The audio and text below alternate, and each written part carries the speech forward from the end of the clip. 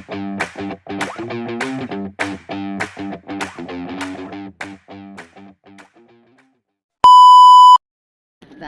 Anytime po pwede namin panikin yung bubong. Yan. Kasi meron kami ito. Ito. And ito. Naipanik din siya yung signal installer. So, okay naman na yung mga board kasi na nilagay namin ni IZ. And kaso meron problema dito sa may gilid kasi medyo kumakatas dun sa may gilid ko. Hindi pa naman nababalikan. Hindi na siguro yun kay sabi Sunday, Saturday wala nang balik. So dito yung may problema. Yan. Kabahan na ako and mainit na rin.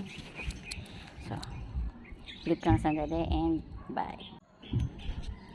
Yan, pagka may bubong anytime pwede siyang masilip, hindi gaya nung nakaraan na problema namin butas ng bubong at hindi ko siya ma-check.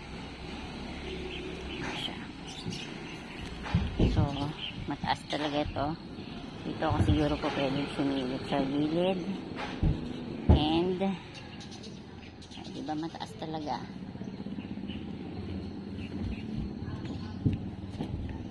Tatakot akong pumunta dun sa front baka madulas ako. Dito na lang pwede na yan. So ganyan yan, mataas yan, slant siya pababa ayan. And mataas talaga siya. Init, super init.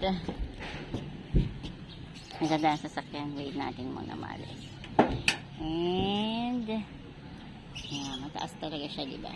So kaya mas maganda meron kami sariling daanan papanik na bubong. Okay, bye.